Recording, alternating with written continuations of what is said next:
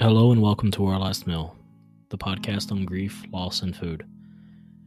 I'm your host, Andrew, and if you're new to Our Last Meal, every episode I talk with a guest about someone important in their life that they've lost and what role food played in their relationship.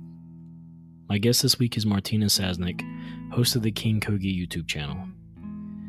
This one was a lot of fun, and honestly, it was such a beautiful conversation as well. I really enjoyed talking with Martina, and I hope you enjoy listening to it as well.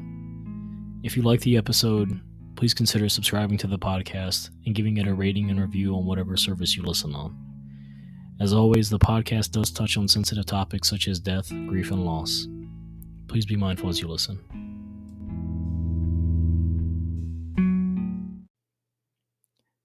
Hello and welcome to Our Last Meal.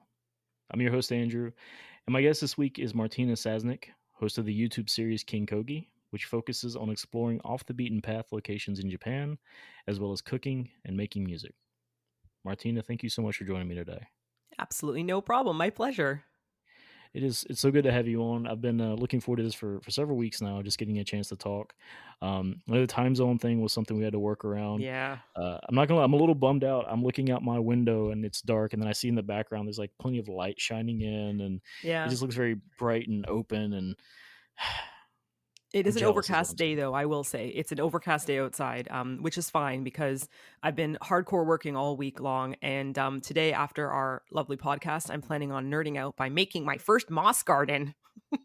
Okay, all right. So Moss Garden, I feel like this is the thing. It is exactly what it sounds like, but I need you to explain it to me.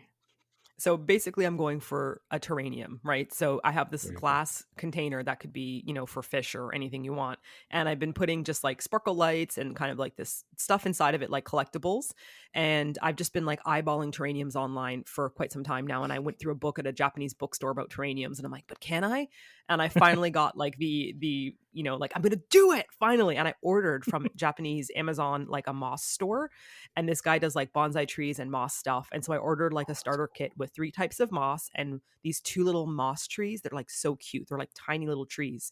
And I've got the sand. You've got to put down like, it's just like making an ecosystem because you need to have the area that Yeah. drains. Then you need to have the charcoal, which sucks out the mold and then you do the next level. And so you kind of like create these levels, and then you plant your moss into the soil and you create like an image. So I'm thinking of doing like a hillside with little stones and maybe getting like a collectible temple from online. You can get these like little temples, and I'm going to kit it together and then stick it in my garden. But of course, what I visualize in my brain will probably be like, doo, doo, doo, doo, doo. When I finally see it, I'll be like, this sucks. Well, But okay, so I'm going to challenge that. Yes, it is hard to translate from brain to tangible thing. That is difficult, and I commend and I respect anybody who can look at like a block of granite and say, "There's a statue in there. I'm just going to knock it out real quick." yeah. However, as hard as that can be, even if it doesn't live up quite to the hype, just like the idea of having a thought, doing something about it, making a tangible representation of it, even if it's not 100% exactly what you wanted, it's still really cool. I Not think to it's that. mention, go Is ahead. it like, it may not be Wayne Gretzky, this has probably been taken by someone a million times, but what is it like, you miss every single shot you don't take? He's like, you miss 1,000% of the shots you don't take or something, like you just got to take a shot. So I always think about that for starting anything. Like no one ever Yeah, just starts being an expert, but often online, now that we have the internet, people kind of jump in seeing somebody successful. And so they go like, wow, this person's so amazing at makeup or wrestling or biking or painting cars. yeah, And they didn't start that way. They didn't like come out of the womb and they're like, I can paint cars. Like it yeah. takes starting out and struggling and failing. But if you don't try, you're never going to succeed. So for me, like, I know that there are people online making these incredible, beautiful terrariums and moss gardens. I'm not planning on becoming a moss garden expert, or am I? But Hey, look, I just want to give it a go. I want to see if I can keep this moss alive and be like, "Hi, moss, how are you doing?" every day for like a year, and just fondle it and be like, That's yeah. you never know, and it's the I think it's from Adventure Time. What was it? The first step to being good at something or being kind of good at something is sucking at it. So yeah, so sometimes you just have to suck at something. And I think I've even mentioned this quote on the show before. Kurt Vonnegut, one of my all time favorite authors, had a quote about go out and create art. Sing a song, do a dance, write a poem, because no matter how bad it is, you will have still created something. Mm-hmm. And I think it's important. I think just the idea of doing something. It's because you don't want to go through life just not doing anything because like, well, somebody else was really good at it. Yeah, they probably suck to start with too, and not to mention you can't compare yourself to what everyone else is doing. There's got to be some level of like, I'm going to do a thing because I want to do it because I enjoy it, and that's enough. I also think that the end goal of something, like to say that I want to be good at something, which is why I'm starting something, it's okay to have that maybe in mind. But being creative, the thing about being creative is that it takes you away from your thoughts. And I don't Yeah. mean that in like a distracting way where you're like, oh, I can't think about life. I mean, when you're truly trying to make something, whether it be paint a miniature or doodle or cook, anything at all that involves you kind of like being creative in any way, you're not thinking in your head about stuff. You're kind of in this flow, like this river flow. And my mom always says to me that like creative thoughts are like clouds, like they kind of come into your brain and it may not be from you. It's Mm. from like the whole entire like universe, because where do you come up with creative thoughts? It doesn't make sense. Like it floats in and you have to just go, oh, I'm going to do this one thing, because if you don't, it just goes and it leaves. And maybe it goes and visits somebody else and that person goes, this is cool, and they do it, and then you go online and you go, oh shoot, I wanted to do that. Like, so, but it's constant flow. That's the thing that I think of with creativity. It's not something that's stagnant or stationary. It's moving. And so whenever I have some kind of like stupid random crazy idea, I just write it down immediately in this book. So I have this book filled with just totally ridiculous thoughts. And then that was the same thing before. I would have this whiteboard up and I would just write down an idea, because I don't believe in crushing your ideas. I believe Yeah. in being real. Like, so I have a creative hat that I put on, and then I take off this creative hat. I put on a business hat. I do this kind of like mental switch. So the business hat says, okay, Martina, I love these ideas, but logically we can't do this. Like, you don't have enough people, you don't have a team, like this won't work, or like you can't get to this country, or like this won't make you any income and you're going to spend this much money to do this. So business Martina is allowed to be critical, but creative Martina doesn't have any limitation. You just go, you just let it go. And then maybe one of those ideas will be something that will turn into something different, but you don't think of it that way. So that's my weird little creative cloud rant. No, I love that, and I want you to thank her for saying that, because it as you were talking, that makes so much sense to me, because I've had the same thing before where I've got an idea for something and it floats through my head, Mm-hmm. and then it's bye bye idea, Yep. because I didn't write you down, or because that critical hat's still on of like, that's not feasible, or that's there's no way logistically that could happen. And maybe what I really needed to do was like say, okay, how do we take this idea, and maybe it's not this big thing. Maybe we don't start out with going to the moon. Maybe we just start out with building a bottle rocket. Mm-hmm. Maybe that's the starting point. No, I love the way of explaining that though, and I really love too that this is all related to a moss garden. This is only applicable to Yes. moss gardens. If you're thinking about any other big creative ideas, none of what we just said matters. This is No, only applicable to moss gardens. to my first time ever moss garden that I'll be starting. No, I think I love that idea though. I've had there've been multiple times I've thought of like the idea of a terrarium of like a contained ecosystem, Mm-hmm. and I was like, that's so cool. I kind of want to do that, but I've never taken a step to do it. So It's I don't something know. you could maybe do, with your family, because I remember in high Yeah, school, my science teacher, 1 year only, was like this coolest teacher ever, and they got us all to build a closed ecosystem. So we basically spent a month preparing the material. We all had to bring in a jar of a certain size, like a pickle jar, like a big yeah, size pickle jar, and we had to sanitize it and all this stuff. And then we had all these steps we had to do. It was a very simple ecosystem with like a snail, a plant, a minnow, like these very simple things we could get. And then in the end, once we put them all together, we put them in the back of the classroom. And then we came in and we were allowed to like look at this ecosystem to see whose was pulling through. And like a lot of people's died, like it got covered in algae, or the snail multiplied and the fish died, or the fish died right away, or like there was all these different experiences. And mine pulled through to the very end. And I was like, heck yeah.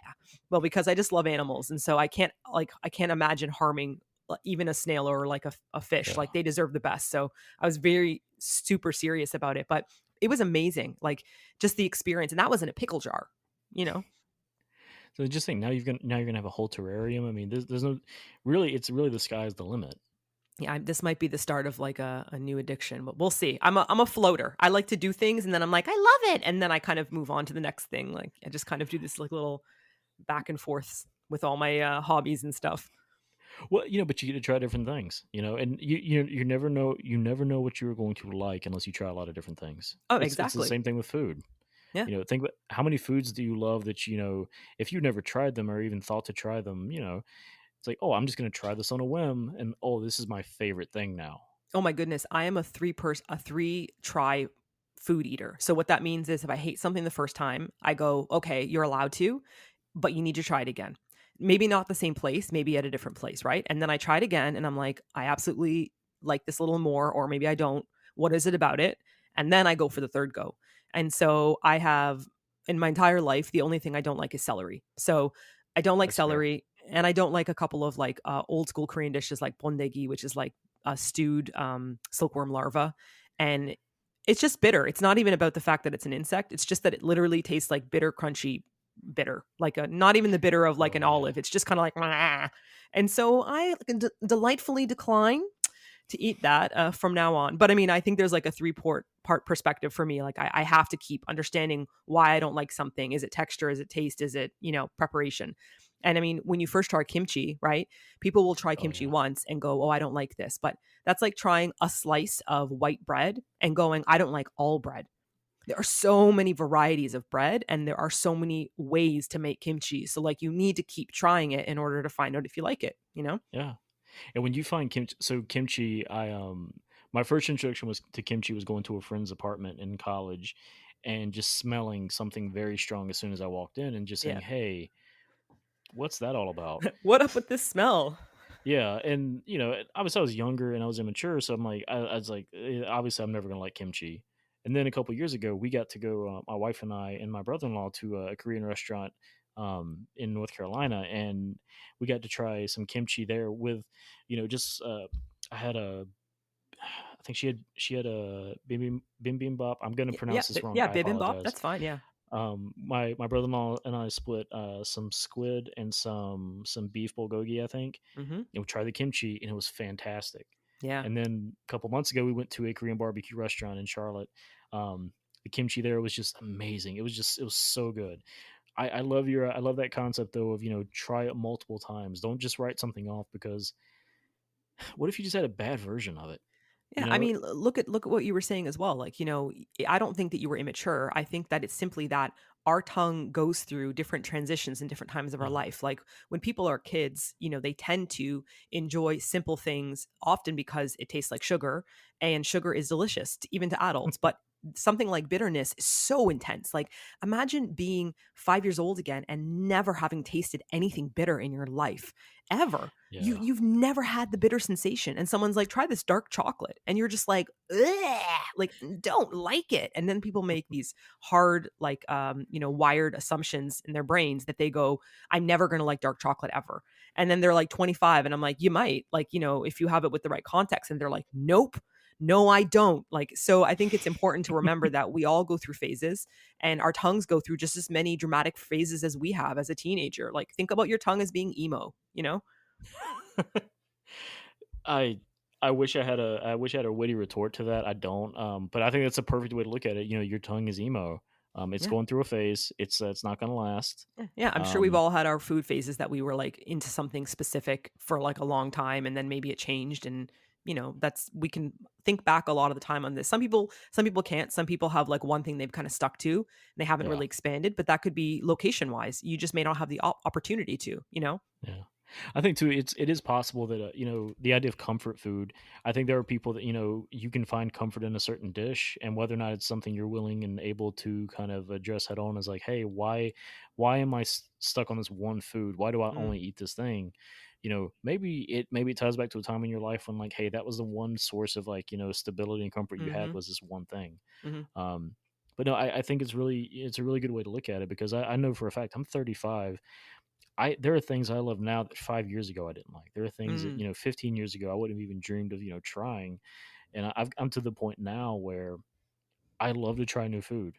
It's I mentioned a few minutes ago having octopus. There was a time in my life I would have never considered that. Mhm. Mhm. It was good. I hate to think about how many things growing up I missed out on just because it sounded weird or different to me, and so I just didn't want to try it. Mhm. Um, and Yeah, but this is a rule I try to have with my daughter, that you don't have to like something, you just at least have to try it. mhm. That's the only thing I ask is try it, you might like it. Yeah. We've had some success. Well, I mean, some success is better than none. Like some Sure. people, have that perspective. And again, parenthood is difficult, so each their own. But some people don't, if their kids say they don't want to try it, they're like, I don't want to force my kid to try something they don't like.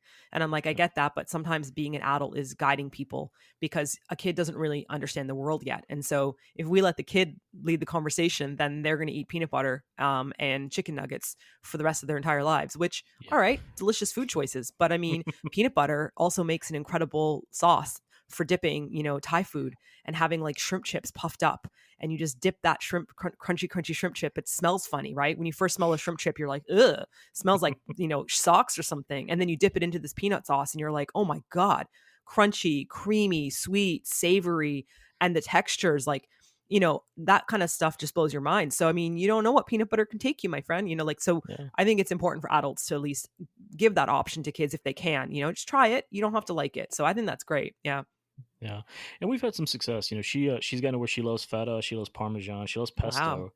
Yeah, I mean, for there are a lot of 6-year-olds I know wouldn't eat anything green, and she still has some troubles if it's green colored. And I was the same way as a kid.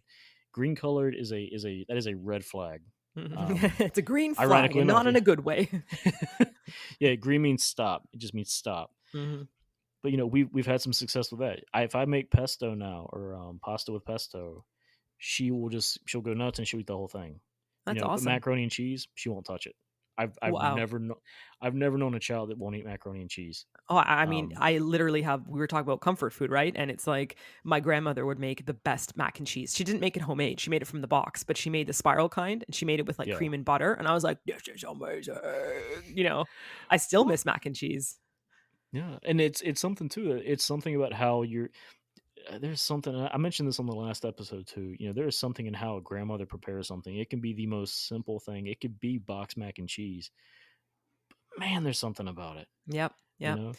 When I was thinking about leading up to this podcast, I had been like thinking about, the whole idea behind it, like discussing your loved ones and, food and the relationship to it, right? And I was thinking about the meals that kept popping up in my head that I think about from, childhood or comfort foods, if you will, that I miss the most living in Asia, like things that I just can't get. And you're totally right about the whole comfort food concept because nothing Uh, I will talk about regarding comfort food is going to be fancy. yeah, I've saved money to eat at really nice restaurants. I can appreciate it, like the artistry of an incredible chef. Like they are artists. They're not just like, pulling your leg to try to make money. I'm sure some of them are, but when you do your yeah. research, you find the ones that are just like art heads. They're like, how can I make this ball frozen when it melts in your mouth and it tastes like chicken, but the inside is purple and it, breaks out into smoke. And you're like, what? Like they're their own little artists. But that's not the stuff that I think about. I think about my mom opening up a tin of baked maple beans, pouring it in a bowl and adding hot dogs, and me being like, this is the best meal ever. And my mom used to make me like sauteed liver with onions. Both my parents had a very humble upbringing. And so Yeah. a lot of my mom's meals that she made me were very, I think, like, budget wise kind of foods. And so like, yeah, chopped liver and onions on a piece of bread, or that kind of stuff that I can do some of it here, but I can't really do all of it here.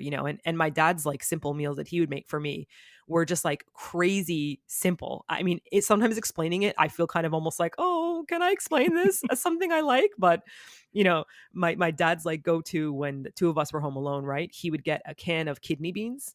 Yeah. I don't know, my family and kidney beans, they're all about the kidney beans. And he'd crack open this can, he'd pour this giant can of kidney beans in the oil and everything inside of a bowl. And then he would roughly chop an onion, like practically over the bowl sometimes with like a knife. Like it was really roughly chopped. And he'd add like a tiny bit of vinegar, just like white ass vinegar, not like, apple cider, balsamic. No, it was just like, he'd mix that up with a little bit of pepper, and that would be the salad that we were going to eat. And then he would get these packages of corned beef, and it was like I think it was pastrami. And I remember going to the store with him and not understanding it. I don't know if it exists anymore. It's like a 4-pack of individually packaged meats, and they come in this bag, and you cut the bag, you don't open it, and you boil it in hot water. So it's a way to heat up the meat without it becoming like losing its flavors. So you put it in a bag of hot water and you let it sit there to warm up.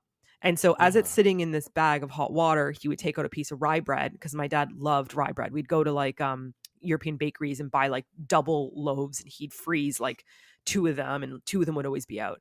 and we would toast it if it was old, and we would eat it fresh if it wasn't. He'd put on plain old mustard, nothing special, slather it in until it absorbed it, and then he would open up this hot bag. He'd cut it with scissors and dump out this like steaming hot pastrami, you know, and we would Yeah. eat it while it was still hot on the bread and just kind of like dip the ends into this bean salad, you know, and just have the worst breath afterwards because of the onions. It's like raw onions, you know? And that's a meal that like I cannot reproduce that here at Yeah. all. Like I can't get the meat, I can't get the bread, I can't get a can of beans like that. Like I can in the import section maybe, but the one that he used, no. The onions taste different in Japan. Like what a silly thing for me to, you know, crave and want, but I do. I really do miss that meal, you know? Yeah, and it's one of those things. I know you mentioned that it's hard sometimes to explain to somebody how that can be so special to you, but again, I feel like comfort food.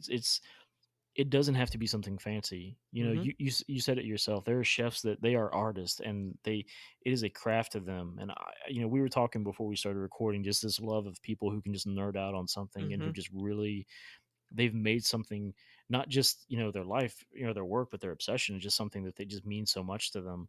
I love that. But just somebody you care about just feeding you something that they like. And I will say this as a dad now, dads we have weird taste buds.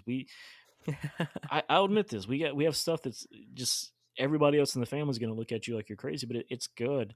And I think to me something like that, it's more than just like I've got to feed my kids. Like I like this. I mean, hopefully they'll like it too. I can't tell you how many times I've done something or try to get my daughter to try something that is purely just a I like it, so hopefully she will too, and it can be just that Mhm. one little bonding thing. And it is this thing that it's a connection to somebody. Yeah.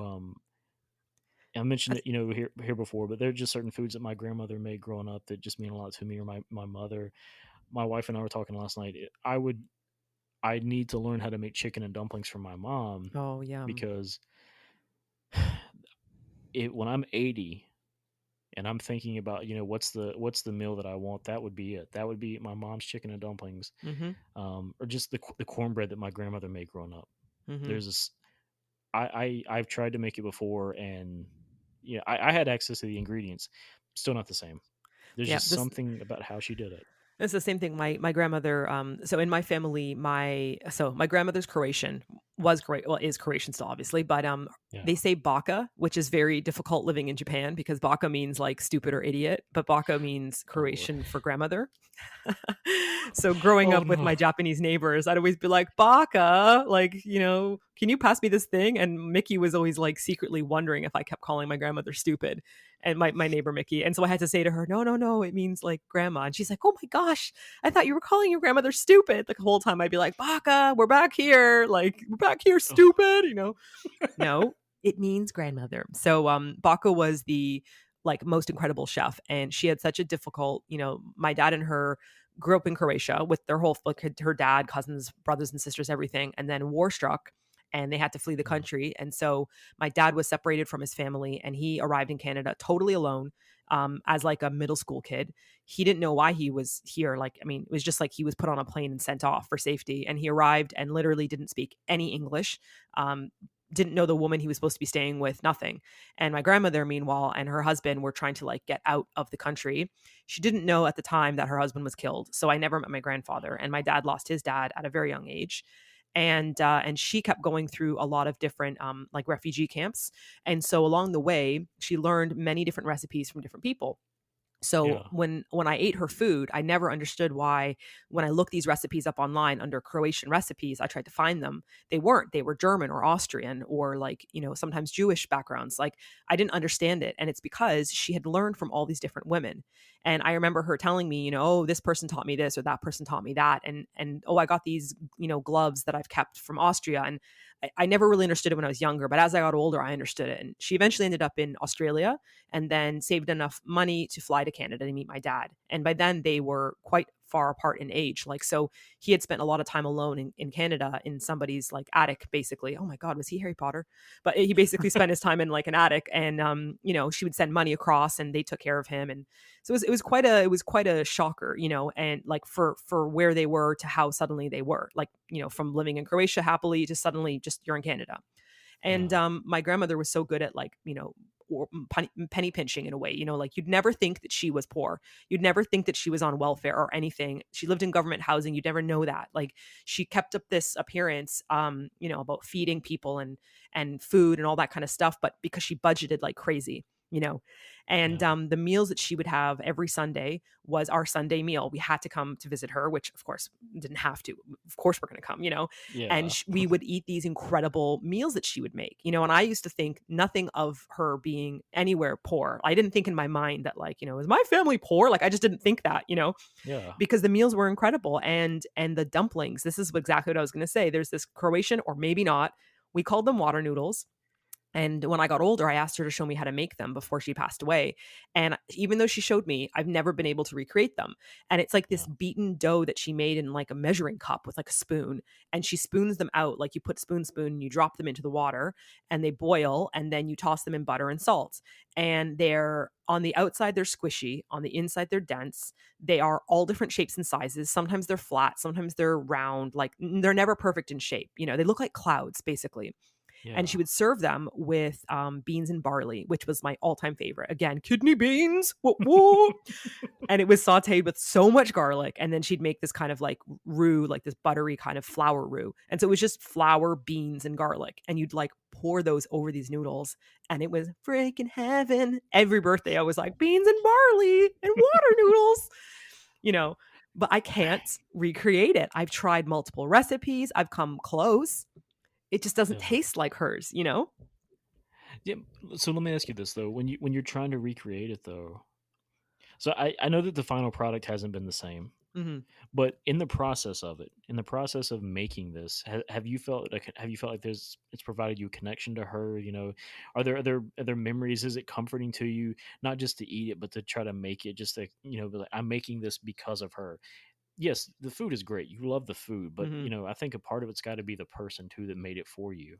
Yeah, I think that's an excellent point. Like, that's exactly it. Like, I never go, I'm going to make water noodles and then go, "Doo," and not think about anything. Like, I immediately often want to make them if I'm feeling down, or, Yeah. if I'm feeling sick, or if like it's cold, or if it's my birthday and I'm like, oh, I want something that reminds me of something, it Yeah. always comes with a deep memory connection. And as I've gotten older, it's only made me develop a bigger appreciation for my family.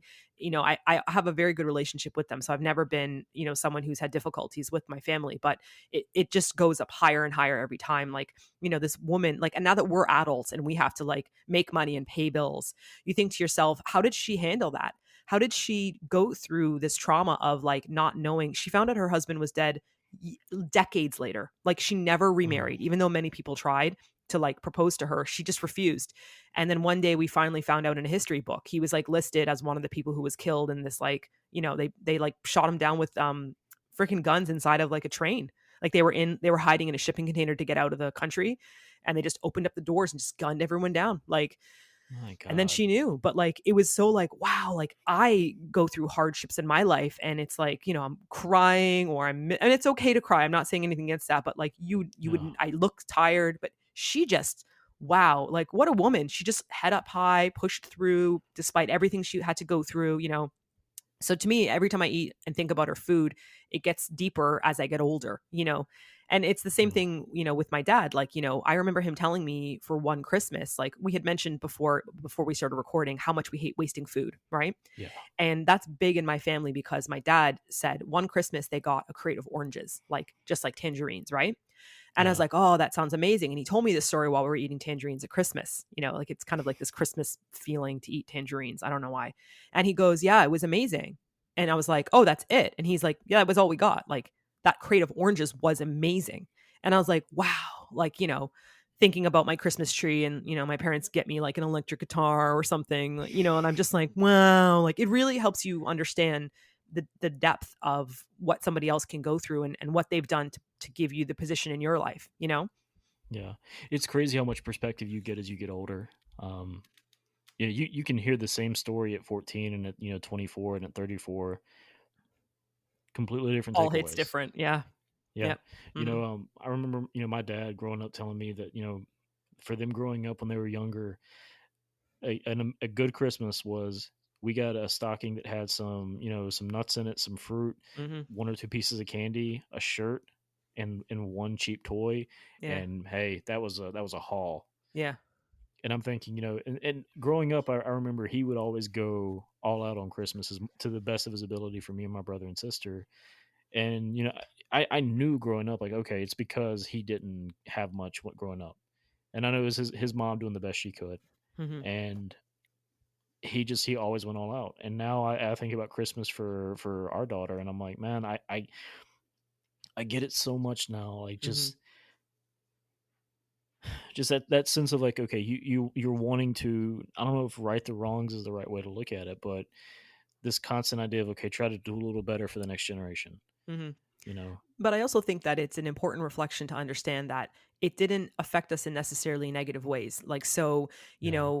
my family wasn't an all out like Christmas family. Like, I mean, absolutely. Like, I got toys and my sister got toys and, we had like a very, normal kind of, wonderful Christmas, but, when you think about it, there might be a toy you remember, or you remember your family's deviled eggs. Yeah. Like my mom makes deviled eggs every year. And this year or last year for Christmas, I was in Japan alone, right?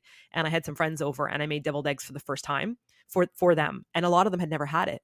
They were like, they'd never had a deviled egg. And I wasn't like, this is my recipe. I was like, this is my family's recipe. Like it was my mom made it. And like, so it was exciting and thrilling. And so I think as a parent, sometimes like we feel like, I say we as if I've got kids, my children's children, my friends' kids. I'm always like the person on the side who's like, don't worry, you're doing your best.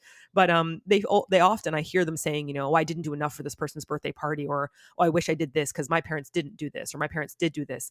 But we're not going to Yeah. remember those when we get older. Like we will remember, but we're not going to go like, hey, when I was 5, you did not throw me an epic party. When I was 11, that was the worst Christmas because I only got 5 toys, but I wanted 8. Like, I think as parents, you put that pressure of what you think your kid's going to remember, but they're probably going to remember something stupid like mac and cheese. Like they're going to remember you making them oatmeal or hot chocolate with whipped cream on like the Christmas morning. Like, so again, it comes down to providing them with these memories of bonding with you, eating with you, providing something with them. That's going to be more important than something that they outgrow.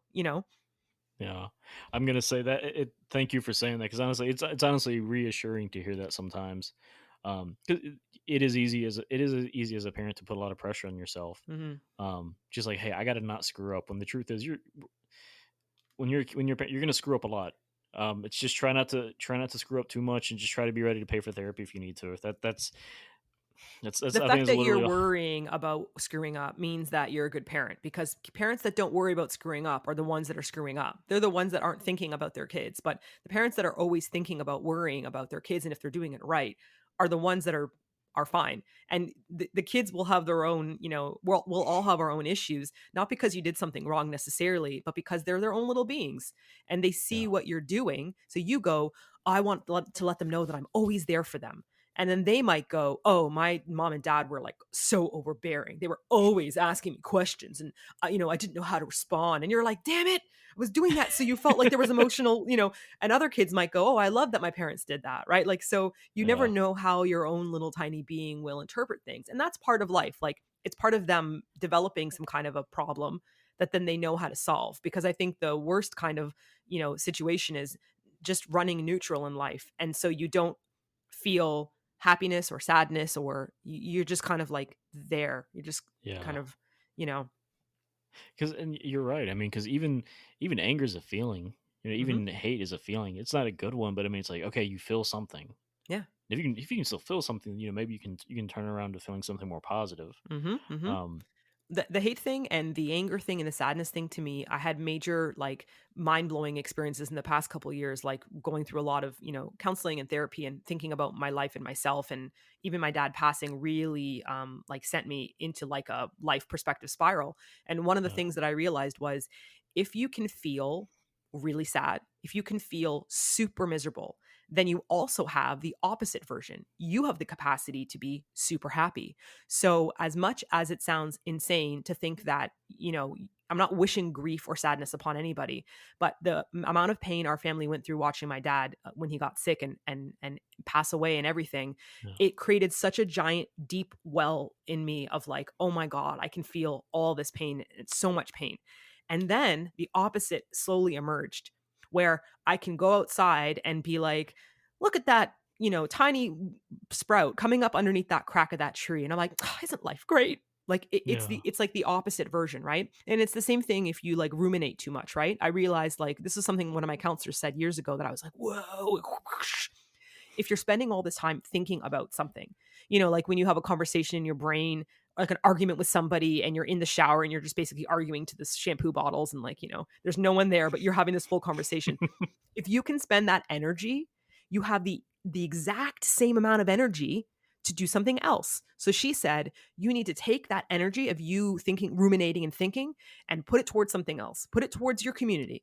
Put it towards, cooking. Put it towards cleaning. But don't let that energy be there and make you worse off. Because you leave feeling angry and frustrated but look at all that energy you have. So that's the hardest part, is me going, oh, I don't want to think about this. This is stupid. It was just one internet comment. Like, I'm a real Yeah. person. I live in the ground. Like, I live in the ground. Like, I'm here in the world. Like, I don't live in the internet world. Like, they don't know you. They don't know life. Stop thinking about this. Take that energy. Let's make pancakes, or like, let's vacuum. And then I just like go, ah, like a super saiyan or something. And you just go, ah, and you shift that energy. And then that's it. You slam that door shut to that rumination and go, you're not real. Like, you're ruminating. And so that's the kind of stuff I learned from things like super grief and all that kind of stuff. You've got the opposite in you, both Yeah. versions. I think that is really powerful. And so I'll say this. So I think you're 100% correct. I mean, if you to feel that sense of like just a pit of despair, a pit of anger, hurt, you can't feel that unless there's something positive to start with. Exactly. You know, You can't for feel that loss for somebody if they weren't awesome. If they right. weren't an awesome human being, you couldn't feel that. You'd be like, I mean, it's 100% right. I mean, you don't. Well, I think we said before we started recording, you don't grieve an asshole. yeah.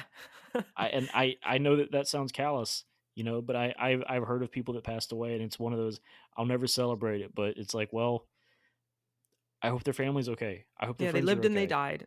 Yeah, And and that's what they've left in the world. I wish no ill will on these people. I'm not going to take pleasure in their passing, Mm-hmm. but it's almost reassuring sometimes, or reaffirming, that I don't want people to think about me that way when I'm gone. You know, Mm-hmm. and that's a really difficult conversation to have with yourself too. And it's really easy to get existential and be like, too much, too quick. But to stop and say, okay, how do I want people to look at me when I'm going? What if people are at the wake and they're just sharing stories about me? What would I want them to say? Yeah, You because when know, you leave the world, you're gone, you leave the world. And so the question is, do you want to leave something behind? Is it going to be, you don't have to, you can choose to live and die, and that's it. That's fine. If people don't want to like, do anything, that's yeah, totally fine. It's not a judgment thing. But if you're a mean person, if you give off bad vibes, if you, gossip and say things at the office and everyone's like, oh, that person's a shit disturber, and yeah, and something happens like to you and you pass away, what are you leaving behind?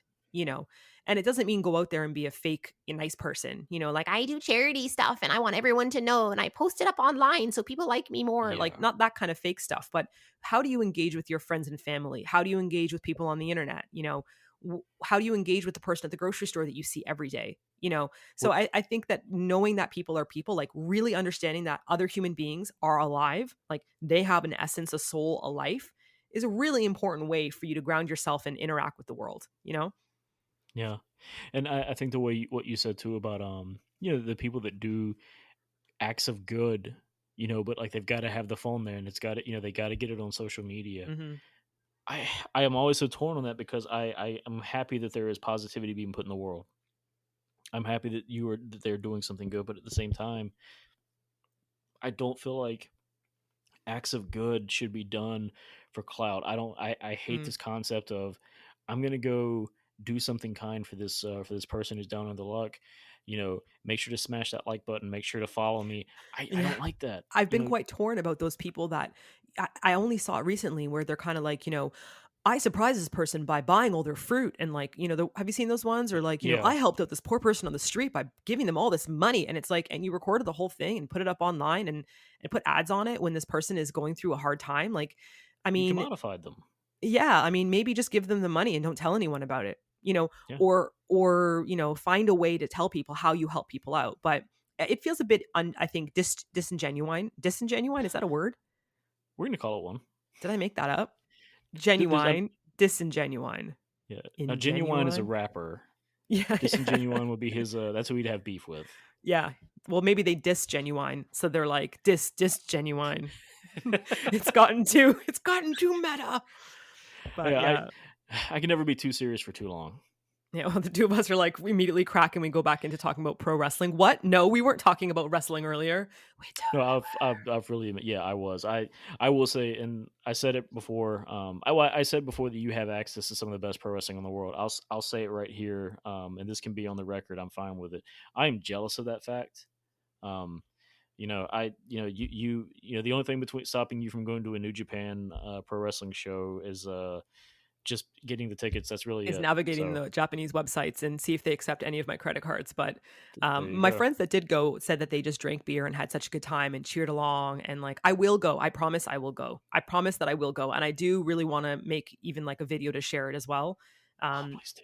Yeah, I know. But you have to send me a list. So afterwards, like send me an email with a list of some of the names of these things that I should know, because I could look up Pro Wrestling Japan and just find a bunch of stuff, but maybe there's something that I don't know about that's like specific, like, oh, this is the Yeah. best, house, or this is the team that has the most exciting. So Yeah, well, I think the two big. It's either you're either gonna have to go for a Bullet Club or Chaos, but I'll figure is that it out chaos offline with a for you. K? No, no, it's not. Oh god, they're. And this is where I have to not go down the nerd rabbit hole of the wrestler in the '90s who did spell his last name with a K, whose last name was Chaos. It is with a C. Yeah, that is one of the cool things though about being in Japan is that you have access to some of these great things. And honestly, that's one of the things I wanted to jump into this as a question too. So Mm, you've moved across the world now, right? Because you're from Canada, you're in Japan now, hmm and you've completely immersed yourself in the culture. And hmm this is one of the things I've seen in your Tokyo tours videos, which I love, by the way. Oh, I I yay! Yay! I, They're I just think new. I think they're really cool, and I don't know how often you can get direct feedback from somebody about them. I think they're really cool. You know, for you though, what's been the best part of doing that, of immersing yourself in this culture? What's been the best part? What's been the scariest part? Yeah, I think so I mean, first I started in Korea and then I came to Japan, right? And so I think that like going back to the concept of like comfort food and stuff, Yeah, after leaving Canada and going to Korea and not having anything available like foreign food wise at the time. Like now you can definitely get a lot of foreign food in both Japan and Korea, but when I went there in 2008, it was a time period where like there wasn't even cheese for sale or fitted bed sheets or basic spices that you might know for your cooking. But now it's like all yeah, that stuff is there, right? I really started to understand that, okay, if I'm going to survive in Korea and Japan happily, I have to really embrace and accept the food culture, because it's the same thing with growing up in my family, right? You have certain types of foods, not complicated chef foods, but like, there's a lot of dried salami in European culture. I had a lot of dried salami. I ate a lot of, certain types of animal that would be used in European cooking. Like, my yeah, mom would make me a lot of stuff that was very Canadian, like salty corned beef with potatoes and stuff that was kind of very salt of the earth food. So I thought yeah, I need to dive into the same thing to really understand the culture, because food really connects you with the culture itself. You might eat bibimbap like overseas and go, this is a really good dish. But what does bibimbap mean to somebody who lives in Korea? It's basically the leftover food you have in your fridge. You kind of put it together in your rice bowl and you eat it. It's not like, it has to be this particular way, right? So yeah, well, what kind of leftover food do I have in my fridge? Well, oh, it's banchan, it's side dishes. Well, I don't have any of that because my fridge is filled with like, attempted foreign food. So I started to realize like, well, I need to really understand this culture and this perspective. I need to start kind of really diving in. And so in Korea, I started to get my friend Sokbok. So she was my coworker in school, and her mom is from Jeju-do, from the island in Korea. And I said, would your mom be willing to teach me some of her recipes? And Sokbok's like, for sure. So I came over to the house, and so Sokbok and her mom would teach me how to make Korean food from scratch. So I learned how to make all the basic dishes and the basic broths and everything. And her mom would tell stories about Sukbuk growing up as a kid and like, oh, she hated this or she liked that. And Sukbuk would be, commenting on it. So, in a way I felt like, okay, I'm getting this now. I'm getting that this is considered a comfort food in Korea. Like, why? Oh, because they didn't often have a lot of money to afford things like meat. So, like having this kind of cut of meat is very comforting to Korean people. Okay, so if I go to a restaurant that sells gamjatang, I can explain to, at least to my audience online, that this is a very comforting food, right? So you sure, I have my opinion, which is I find it comforting, but there's also another Yeah. level of it. Is it comforting to Korean people, right? So things like barbecue, like beef barbecue, is considered to be very expensive because you couldn't afford beef before. But now we might think of beef barbecue as just like normal. Everyone's doing it, but they're not. They're doing a lot of pork barbecue, but beef barbecue is expensive, because Yeah. Korea was a very poor nation. And so the same thing happened when I came to Japan. When I came to Japan, I was like, I need to understand all these different kinds of foods, like in order for me to really understand where this culture came from. And that's how I started to like dive into it, like making Japanese friends and, asking them questions about their favorite food, or going to like just a random local izakaya as opposed to something that might have an English menu.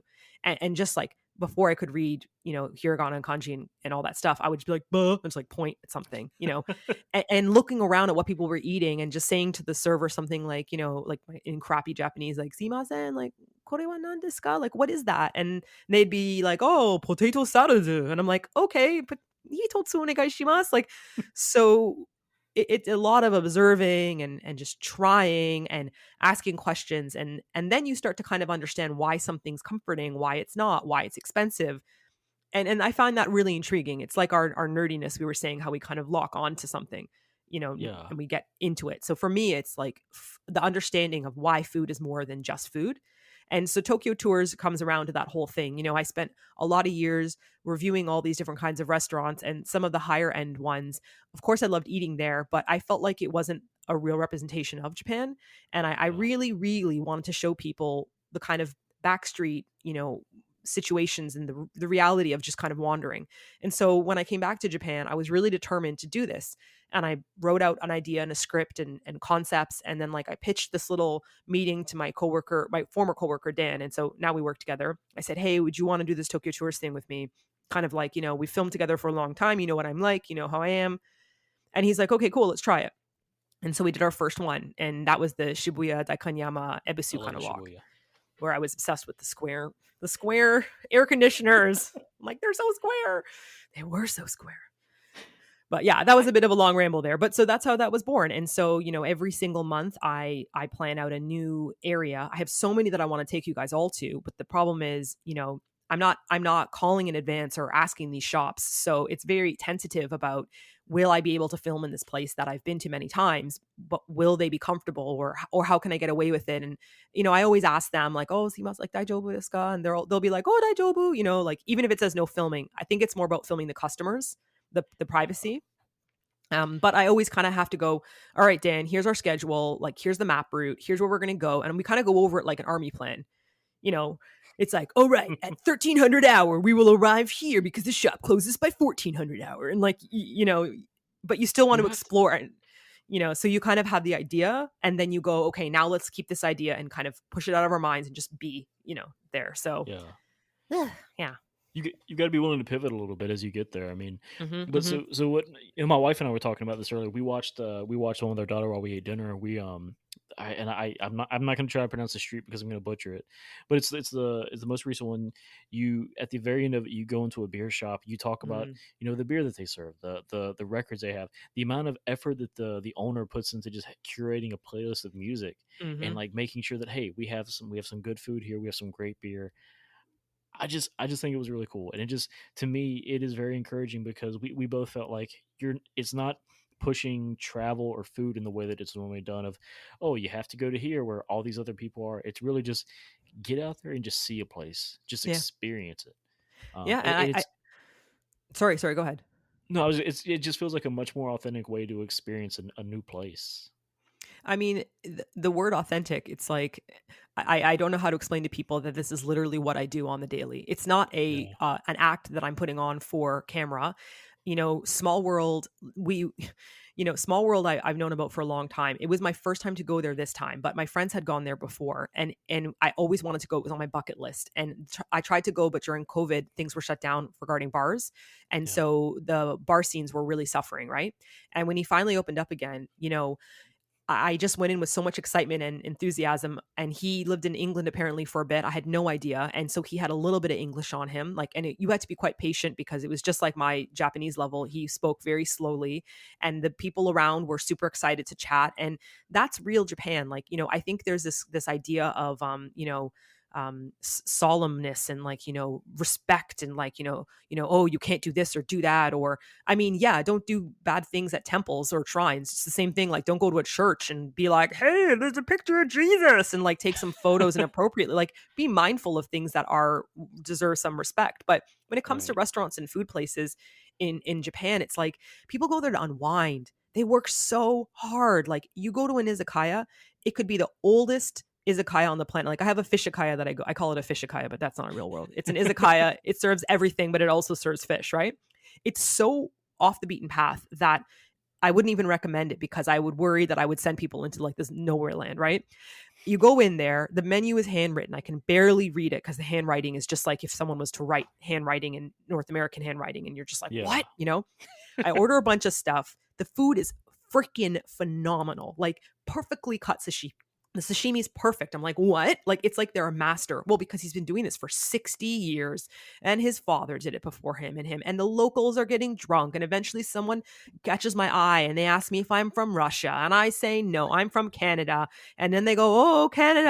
And then they go what they always say, which is Vancouver. And I'm like, well, Toronto. And, we have a chit chat, and like, they're friendly and they want to know. And like, oh, you like that? You like sake? I say, oh, Nihonshu daisuki. Like, I love Nihonshu. They're like, eh. Yeah. It's the real experience. Of course, go to Harajuku and look at the street if you want to see it. Like, try the cotton candy, eat a crepe. But I will never recommend it because when I had the crepe, I vomited because it was literally, I actually Fair. threw up. The whipped cream is made out of oil. It's like having a Cool Whip crepe. Oh. And so everyone gets that photo, like, I want a picture of a cute crepe. Okay, but it's supposed to be food. It's supposed to be edible. You're supposed to eat it. Like, there are people in Japan that make crepes. They're great, but they're not super kawaii. And so people are getting cotton candy, shaped like something. And I'm like, that's great. But like, cotton candy has nothing to do with Japan. Like, Right. so to me, it's like kind of like, I get it. I get it totally as someone who's on the internet that you want to take a cute photo and you want to put it up online. But why did you come all the way to Japan? All the To way to get it. Japan, like, I can't fathom flying across the world to get a picture of some cool looking cotton candy. yeah. I can see going there to get like like food that tastes really good, and I'm the worst at having a good meal. I'm like, oh my god, I should take a picture of this, but I don't have that thought until after. Okay, the plate's clean. It's like, well, I liked it. It was good, so I'm gonna remember that. I hope. I mean, But guilty as charged. I take tons of photos of my food, but I try oh, not to no make my judgment. friends wait. I'm gonna say this: there's no judgment on it because I love seeing food photos. Like to me, food photos and baby photos and dog and cat photos. Totally down for that because it's all things like I can appreciate all of them now that I've eaten good How food. do I you have a child. feel about moss gardens? I'm becoming more of a fan. So you said something else or two about how the people there like they see you eating and enjoying the food, Mhm. and like they get excited about it. I've had a similar experience with my wife, and when we've gone to Latin restaurants because my in laws, they're from Nicaragua, they're from Honduras, and I've tried these foods, everything they've asked me to try, I am game for. Mhm. And anytime we've been at one of these restaurants and they'll see me and I've had people like, oh, he likes that. I was like, yeah, he loves it. I'll eat it any chance I get. Yeah. I don't know. I think one of the best ways to appreciate a culture and a people, the food they eat, and it sounds like you understand and you've been encouraging of that, and I think that's great. Well, it's that connection, like you said, like, for someone to say to you, oh, he likes that. Well, what does that really mean? It means that they might like it, or maybe they don't like it, but they know what it means to them culturally. Like, oh, it's something my mom made me eat and I didn't like it, but he likes it. Oh my gosh, amazing. Or I love this food, but most people I served it to didn't like it because they thought it was strange. And, it can be difficult to come from, I think, a Western perspective at times because a lot of the food that we have isn't really strange. I know that people could Yeah. say it is strange, but like, pizza's kind of around the globe. I mean, Italians are like, how dare you? Wait, oh no, I can't do my Italian Luigi accent. I'm going to be ripped on the internet, but it's okay. My brother-in-law's from Italy. I can do it. But no, like, like there's certain meals that we have that are kind of basic and they're delicious, but they're not like using different parts of the animal that are considered to be Yeah. weird, right? So like when you start entering in cultures that that like Japan, my gosh, the nose to snout scene. You know how people talk about Yeah. now in Western culture, North America, we're trying to use all the animal. We're not just trying to use bits of it, right? They have been doing that before it became trendy. You know, like when you eat Japanese food at an izakaya, you're not getting the stuff that you might see traditionally online. Like, of course, you can. Like, you could go for okonomiyaki and it's delicious. I recommend it. You can do all that stuff. But when you Yeah. order an izakaya, like the fish of the day, you don't know what kind of sashimi you're going to get because they're going to pick the freshest stuff of the day, as in seasonal. They're not going to go, well, everyone likes caviar, so I'm going to find a fish from a different country and punch it and take it out and serve it to you off season. Like everything is seasonal, you know?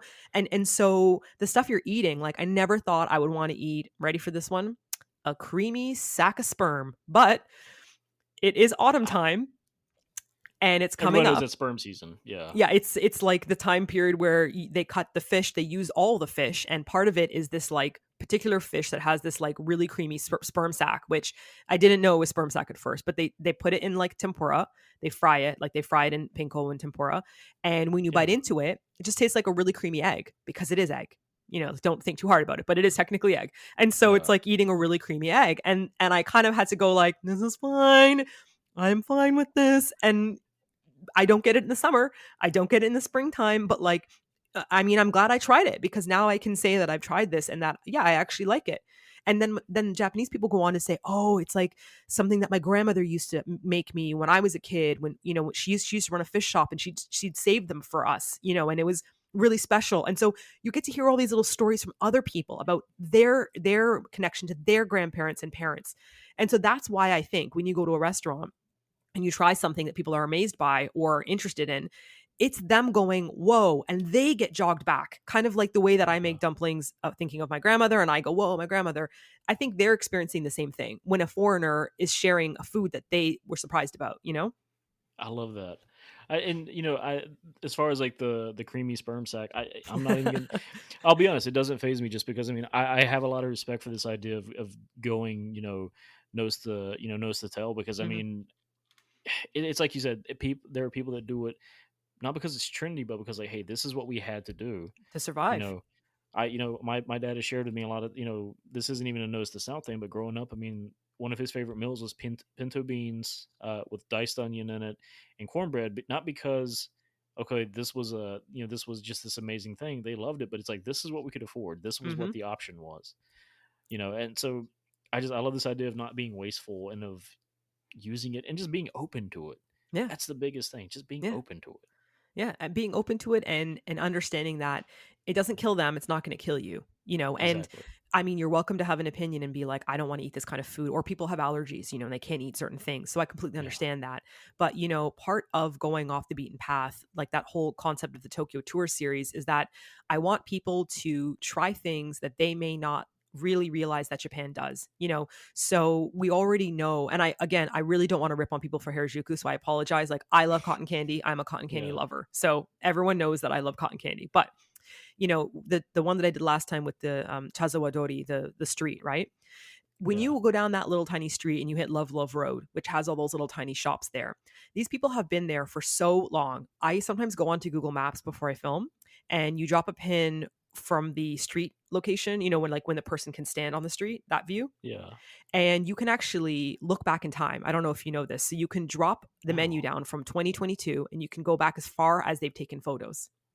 So you can see like how long a shop has been there for. Often it might go to 2008 or 2006. Like it depends on when Google Maps started scanning. But you can see everything around the shop maybe changing, or you see people, or it's closed, it's open, it's closed, it's open. But you can spot the same people working there. You can see the same, like, you know, storefront. It's this amazing kind of like go back in time experience, because I always try to research the shop to see how long they've been there for. So that like shumai shop that I shot at with the meat store that happens to sell the niku shumai for like 70 cents, right? Or now Yeah. with the yen it's probably like 50 cents. But when was the last time you bought anything for 50 cents, like food related, right? But I tried to find out information on them, and I did so much research because I wanted to say they've been here for 20 years, they've been here for 40 years.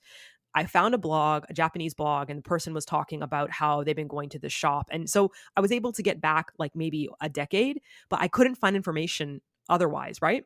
But the whole idea is that this place is Japan. This is Japan, the real Japan, this meat store that's been there forever, not something that's, new and trendy popping up, in a particular neighborhood. If you like new and trendy things, then enjoy your trip. There's no Yeah. problem. There's a million videos on the internet for you, tons of them. But I don't need to repeat that. I mean, what am I going to add to that? I probably will end up being sarcastic and snotty, so I probably should just avoid it.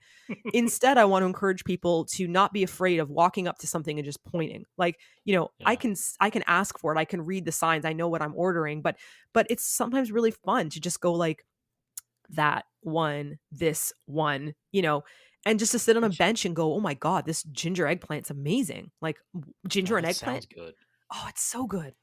Anything with Oh, I'm a fan of ginger anyway. So if you mention ginger, I'm on board. Oh, I'm a huge ginger fan, and a lot of izakayas will do stuff with like ginger on top. Like, they do this water eggplant, and they will ask you if you want it like fried or not fried, and you can get it like raw. I've never had raw eggplant until I came to Japan, and the Huh. eggplant is so sweet. It's not bitter. They don't salt it to remove anything because the eggplant's different. And you just take Really? this piece of eggplant and you just dip it in the salt they provided, and put a little bit of maybe shoyu or ginger, depending. And it's just like this little spongy, magic, sweet ginger party, and you're just like, am I eating bar food right now? Like, is this Sounds bar amazing. food? It sounds way too healthy.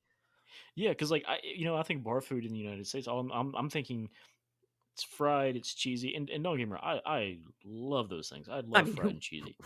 I'd be Yeah, suspicious of people who didn't. yeah. Who among us, right? But God, that sounds good, and just yeah, and I like the idea too of like not feeling too bad about eating it, but just something just got flavor, just good flavor. Hmm. That sounds amazing. And again, anything with ginger, I'm sold. I'm on board. I'm here Hmm. for it. I love Maybe we need to make a ginger crew shirt, but then people who are redheads might think we're insulting them. it. I don't know if That and that's they it. say, "Hey, look, we're finally in vogue." I knew the day was coming. Yeah, we're like, it's the ginger crew, and everyone's like, oh, you're blonde. And I'll be like, I'm talking about actual ginger? What are you talking? My gosh. Get really little, offended.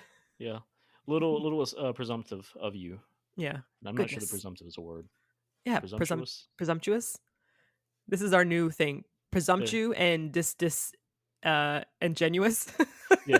They're A new group debuting in 2023. Ingenuous. or just call them the ginger crew. So, I'm gonna kind of circle this back a little bit. Because we kind of been all over the place here, talking about food, about family, about Mm, heritage, and I love that. So I do want to bring you back to your father, because I know mhm. whenever we spoke that you wanted to talk about your father, and you've spoken about him some and some of the meals he made you. I know that you also caught there's a specific Croatian dried sausage that Yeah, that I was have important to this you. I have this really great memory. So my dad would always go to this Croatian market in Toronto. Like there's like a Croatian market, and I remember specifically going in there and like the smell of like that dried meat smell, like prosciutto Yeah, and hanging all the sausage hanging, on this like string. And he would just like, order a couple of these sausages. They would just cut the string in half and like wrap up the sausage for you. And you had to kind of skin it a bit. Like you didn't have to, you could eat it skin on. It was dried and cured already, right? But you can yeah, also kind of gently peel off the outside papery kind of skin layer, and then you could eat the sausage on the inside. And this was like a big staple in our house for a very long time, until we discovered that apparently nitrates are bad for you. We were like, what? And yeah, that like sausage and meat is too salty. And so there was a big shift in our family where we were like, only for treat days, like when we would have dried meat. But we went to Croatia as a family trip when I was older. Like we went when I was younger, but when I was, I think it was like 18, the whole family went, which started out super funny because my sister and I were like, let's go to Croatia and visit our cousins. And my sister's older than me. And she's like, yes, it can be like a sister trip. And, you're graduating from high school and like, this is going to be amazing. And my parents just popped up and were like, excellent idea. And my sister's like, no. And like, mom and dad are coming too. Like, so I think her dreams were shattered of like, having a cool sister trip. My parents are the kind of people that look like they should be robbed on trips, like passport out, like fanny bag in, everyone, like pull out the map so you know where you're going. I'm like, come on, guys, a little more subtle. But anyways, so we went to Croatia, and being my parents, when we would go on vacation, which was pretty rare, like we didn't really go on vacation, but if we did, we would always stay at like a hotel that had like those little mini fridges, but never like I never stayed in an actual hotel until I got older. We were kind of in yeah. motels, right? which again, I thought was normal. And we'd all share the rooms. There's 4 of us. I'd either be on a cot or sharing with my sister and, on like 2 of us trying to fit into this bed. And we would always buy groceries. My parents were like, hotel food's a ripoff. We can't afford this. Like we would go get groceries and jam them in this tiny fridge, like take down all the metal, to put the food in. And my sister's dream was to like eat at a restaurant. She wanted to go in Croatia and just like eat at some like fancy restaurant, right? And my dad gets up in the morning and he's like, oh, Beefy. Oh, yeah. My nickname is Beefy. It is not because it's an insulting thing. It's because there was a commercial where the commercial would go, where's the beef? And it was like a beef commercial. And I would always come Yeah. running. And so my dad just started to joke and call me Beefy. And I didn't realize that it sounded offensive until my friends were like, did your dad call you Beefy? And I'm like, yeah. Oh, no, it doesn't mean anything, but it's like a cute nickname. Anyway, so he's like, Beefy, we're going to go to the market. And I was like, yeah. And my sister's like, no, because she just wants to like go to a restaurant.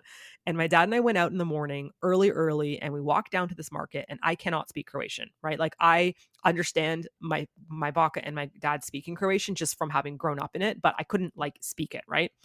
Yeah. And everyone's talking in Croatian, and my dad was feeling like excited and like a little overwhelmed because when he left Croatia, he was a kid. So his Croatian level kind of stopped at like middle school, right? To Yeah. me, he just speaks fluent Croatian, but he told me, yeah, I have the vocabulary of like a 10-year-old, like, so we go over to this marketplace and he's trying to like figure out how to order things without sounding, feeling stupid. And he orders this sausage, like this big, dried sausage. And the 2 of us are like, because we know we're not really supposed to be eating sausage anymore. And we get all this dried meat. And then as we're walking back, we realize, oh my God, we don't even have a knife. Like, how are we supposed to cut these chunks of, So then we have to find a knife store or like a shop that sells a knife. And so we ended up going to like this grocery store, and there was some weird aisle that had like a cheap, kitchen knife that was like a paring knife for fruit and veg with this bright purple handle. And I remember this because we took this knife back home to Canada, right? And to this day, there's this knife in a drawer, and everyone in my family is like, what's up with this purple knife? And I'm like, it's important. Don't throw it. Because to me, I remember my dad and I like sitting on the side, looking at the ocean, and he's kind of peeling slices of the paper off and cutting me pieces of sausage.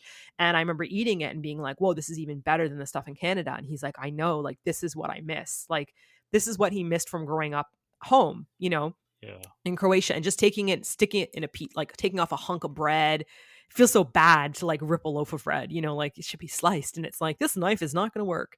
And just eating it like wrapped up, like just like, and yeah, it was such a good memory and such a moment where I realized, that my dad experienced so much like difficulty and loss. And I don't know what it feels like to return home to try something and then have to leave it. Now I do. Now that I live in Asia and I go back home to Canada, I know what it feels like to go, I miss this food, but I made the choice to come here, right?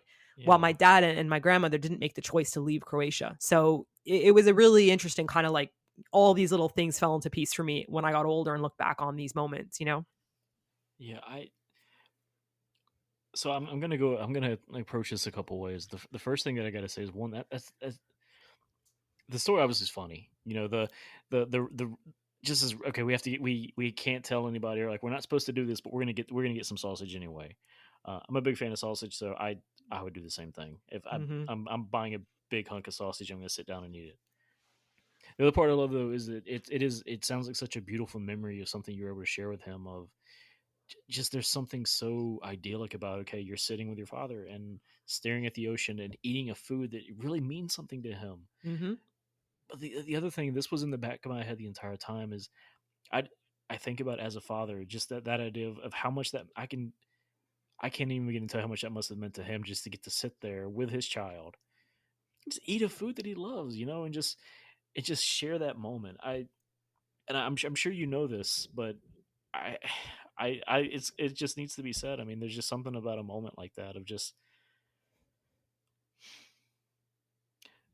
I can promise you that meant a lot to him, and it sounds like it clearly meant a lot to you, and I just think that's beautiful. Yeah, and I hope this makes you feel like as a father as well that that it's not about, fancy stuff or, special over the top experiences. It's just like a simple moment with your parent that you might not think is a big deal, but will go down in your kid's mind as important, you know? So Yeah. it's human connection and understanding that person and them sharing something is way more important than going to something fancy or expensive. I had no want. Like, I didn't think, oh, I wish I was at an expensive hotel, or I want to have a better meal. Like, none of those thoughts. It was just really happy, comfort to be sharing this with my dad. And we did bring Yeah. stuff back to share with other people. My mom and my sister weren't like, "Where were you?" And we were like, "Nowhere," covered in grease and crumbs. Like, no, We we were not brought eating stuff sausage back. and yeah, we weren't ripping off sausage and bread with our bare hands on the beach. That's not what happened here. It was exactly what happened here. Just we just went on a light jog. That's when they know we'd be lying. Why are you sweating? It's not the meat sweats. I can It's promise not you the that. meat, so they smell the air. I smell salami. No, that's such a beautiful. Thank you for sharing that. That is such a No, beautiful story. I'm happy to. And to this day, that meat smell, like when you go into a sausage store and it has that dried meat smell, I'm like, Dad. I'm sure that's not like, people think of like nicer smells, but for me, it's like that smell of, sausage and prosciutto. And I'm just like, yeah. Look, love can smell like a lot of different things. I think there's a lot worse things that it can smell like than sausage. Yeah, I'm glad I didn't have like an onsen connection. And like some of the onsen towns have like that really farty egg smell. So that probably wouldn't have been the best if you're like, childhood memories, farts. Yeah, well, so with the small town that I live in outside of a big city, it's there is some farmland here, and this is the time of year where they're like having to put out Oh, the manure and fertilizer. yeah, Mm. yeah. So I'm gonna need to take her out of town to have special memories because I need that to not be the memory. I don't I need know. that You to can not make be a the memory. really good association, and then from then on out, everything will always be extra good. Like she can always have a good time no matter what. It smells like chicken crap outside, and she's still having a great time. You can be like, "Oh, what a shitty day it is." Everyone's like, "It's such a nice shitty day today." Yeah, I love it. It's like it's a shitty day. Then why are you smiling? Yeah, it's a shitty day. I just said it. Yeah, in a happy way, not in a negative way. Oh my god. Um. Well, okay. We've gone through a lot here. I guess what I want to do at the end here is, you know, before we go into any kind of promo stuff, one last question I have for you, and I ask this one sometimes. If you had a chance to share one more meal with your father, Hmm. if you had that opportunity, what would you want to share with him? Oh man, this was a really tough one. I really had a hard time trying to figure out what to do with this particular meal. But I probably, it's going to sound really silly, but I'd probably go for like a hot dog.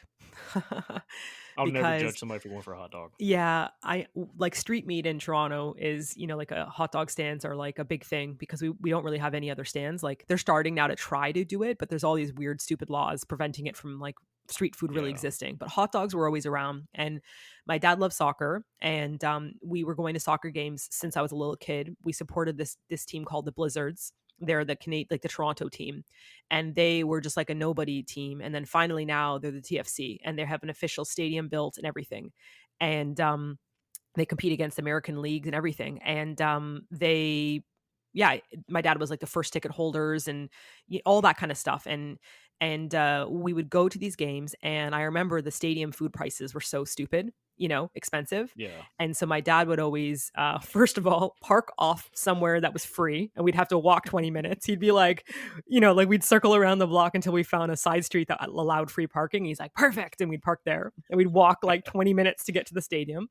And then on the way, if we were hungry, we'd always stop for hot dogs. yeah, And I just remember getting these hot dogs with him on the side of the street, and just like, he'd always put on hot banana peppers and mustard and ketchup, and he loved sauerkraut and like anything kind of fermenty like that. And I never really yeah, was into that as much. Later on I did, and I would do like olives and ketchup and mustard, and we would chow down, and I could hear the stadium, like kind of the warm-ups of people, and the kids maybe starting, like there's, the kids might go on before the adults show up, like it's like a soccer league or something. And these sounds like that, or like the, like, the, and all that smell of the street. And it's just such a nice like memory. And I was going to these games with him since I was a little kid, like little kid, like, he would help set up the pylons for the Blizzards before they were TFC. And I would sit on the cart while he pulled the cart, and set up the pylons or whatever. So it's just a really like good memory that I had. I have yeah. many of those memories, and simple, and yeah, makes me really happy. And I think that would be probably what I would do. So we could then go watch a game. So you see, I'm extending the meal by getting the That's hot okay. dog, we go to the stadium, and we never ate in the stadium. So like when I looked around, I saw people that they would have drinks, or they would have hot dogs or popcorn, or they would have alcohol. And like, we never did that. It was just pure game. Like you sit down and you're like, we're here. And that was it. I came to watch a soccer game. I didn't come to eat a hot dog. I already Yeah. ate the hot Especially dog just to watch the $12 hot soccer game. dog. Yeah, the stadium prices are always insane. Yeah. And he taught me a lot in those activities. A $2 hot dog, free parking, and we paid a ticket to get in is all you need to do. You don't need to pay for the $20 parking to be the closest, and you don't need to pay for a $12 hot dog when you can just walk to get one. Are these things inconvenient? To some people, yes. To me, no. I mean, it depends on how able-bodied you are, of course, but like money-wise, I didn't think that it was because he was saving money, which I know that it's probably because he was. But it didn't change my memory or my happiness, and it's made me Yeah. a much more like thrifty person when I think about things now. And so, I mean, you have to ask yourself, would you have had a better memory if he spent $50 more than he did? And it's like, I don't think you would, just from No, I what you're don't think I telling would at me. all. Waiting in those long concession lines and having the same Yeah. hot dog as everyone else with like a crappy, overcooked, undercooked something. Instead, I had like a fresh grilled, and we would always talk to the person, like, oh, busy day, and they're like, hey, the regular. So you have human connection. You have this like location, a favorite hot dog stand. You support a person who might need the money. Instead of going to the Yeah. stadium and someone's part-time job, they could care less about you, and you're just another person, and you're just racking in money.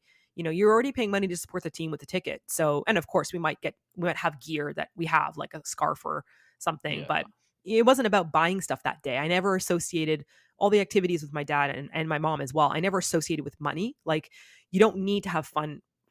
You don't need to have that. Like, if I don't have this, it's not going to be fun. No, it's already enough that we spent money on the ticket, and the moment is being there and watching the game. And, yeah. That's beautiful. Thanks, mom and Martina, dad, for all these good life lessons. as I hear all this, that is what I get out of this. I mean, and this is complete sincerity. I know we've joked around a lot. I'm going to say tonight, but today, this morning, this in this time, I know we've joked around a lot, To but to tonight. To to tonight. tonight or tonight, There's tonight. something there. We're gonna get there at some. I'm gonna wake up at 4 a.m. and be like, to Dartle. Like, Yeah, send it. It'll be 5 p.m. here, so whenever you wake up before him, just send it over to me. yeah, That'll be yeah. fine. But I mean, we've joked around a lot, but honestly, I mean, that is such a great life lesson, though. I mean, I can tell that it's that went a long way with you, and it's something that still sticks with you. Is just the appreciate the moments, not the filler. Appreciate the moments. Appreciate hmm the people. And I'm putting words in your mouth, and that's terrible host No, etiquette, I'm sure. no, But that's how I feel. That's how I it's feel. And I think the best part about it is that you can always go back, look back, and find more. That's the best yeah, part. You know, Somehow when people are alive, you do appreciate things about them. You really do. But when they pass away, it gives you that opportunity to go, hey, you can think a little bit harder about this now. And you go, all right, like, maybe you don't want to because it's a bit, upsetting or something. Sorry. yeah. No, that's Getting a fine. little choked up, but not out of like pure sadness. I'm getting choked up from, thinking back and appreciating all these memories with him, which I do all the time. And all my friends in Japan and my other friends that met my dad, he was such a stellar man, and he was a high school teacher. So he touched so many people's hearts, and he was a funny high school teacher, the kind that like actually Yeah, make you like class. He taught history. So, these kind of things, like he impacted so many people, including his own family.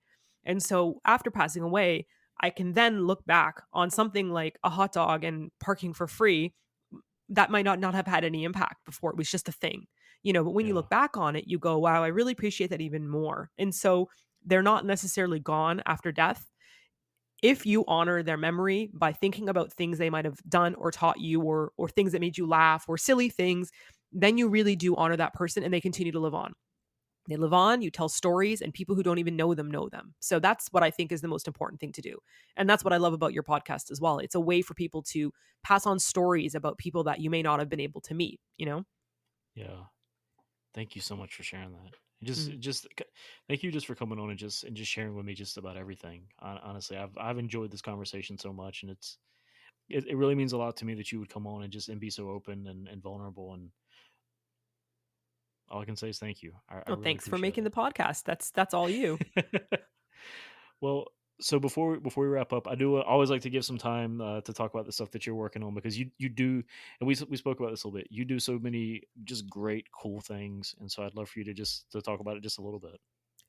Sure. So for those of you that have not met me before, which I guess is like pretty much like tons of people, but yeah, so my YouTube channel is called King Kogi. So King as in like a king, and Kogi, Kogi. Kogi is my stuffed toy pig. It's a real pig. His name is Kogi. I got him in Korea in like 2008, and he was the only pig in the whole shop, which leads me to believe he was really special. This isn't like He's meant some to name be. brand pig, you know? I think he was like kind of like when you adopt a dog and they choose you. I think he like chose me because I wasn't into pigs. I wasn't like I love pigs. I was just like, look at that pig. He's special, you know. And so that's Kogi. And don't let him know that Kogi is the Korean word for meat. So it's a bit of an inside joke, but so his name is Meat technically. But anyhow, Kogi, King Kogi. So that's the name of the channel. And I named it after him because he's really had my back. You know, I do a lot of drawing and design work and editing videos for my YouTube channel, and I did that literally on his back. Like he would be on my lap as a cushion, right? Yeah. And I would draw on him or I would edit on him on a plane or a train or anywhere. So really the whole channel was built on his back, as you can see. Um, but so that's Both King literally Kogi. and figuratively. Yes, yes, both. So it's his name and it's built off of him. But so on the channel, I live in Tokyo and I want to introduce people to Japan in a way that is a little bit unusual. I think there's enough channels out there that you can find a lot of information about major parts of the city or the country. But I want to take people on like a different side, something that exists to me that I do all the time. Like every week I go out and find a new pin, explore a new street, and just see what happens and take notes. And my Google map is insane. It's just like all pins. You can't see anything anymore. And so I wanted to share that with everybody, in whatever way I could, with being respectful of the people that I have to film around. And so that's my Tokyo Tours series. And right now I'm almost going on number 6. Next one is number 6. And soon I'm going to start going to Kyoto, Osaka.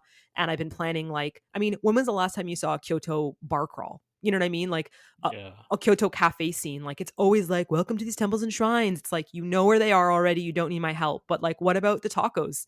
Because Kyoto's got a taco shop. Like, so yeah, it's a really cool one. It's like by this river area and has like craft beers and so there's the kind of things that I want to share with people about these cities that I hope will add to their trip itinerary. They can look at other people's YouTube channels and other posts about travel, and then they can also add on a little bit of off the beaten path.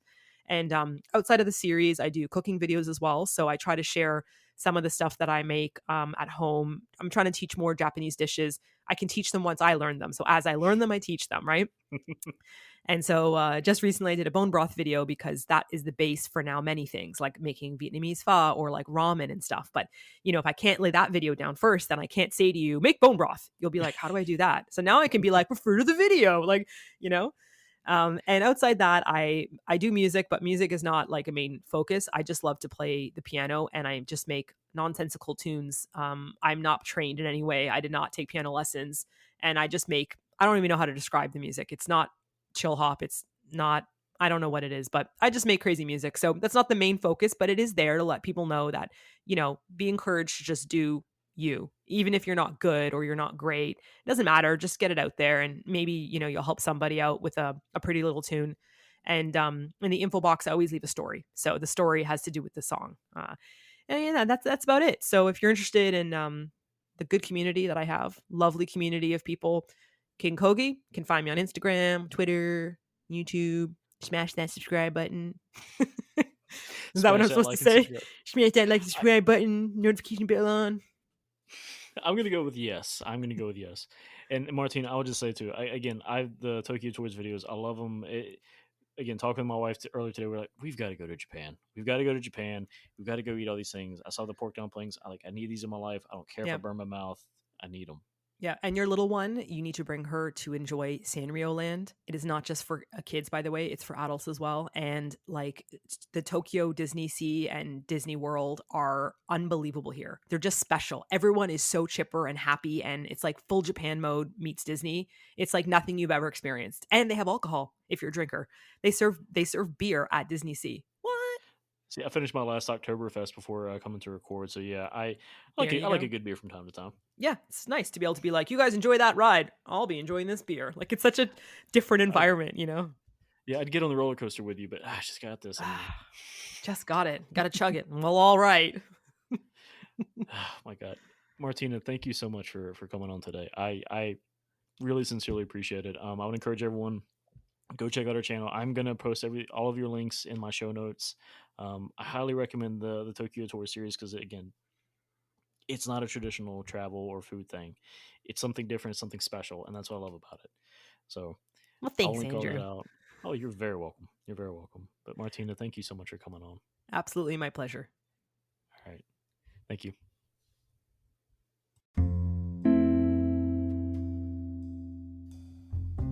Thank you again to Martina for being a guest today.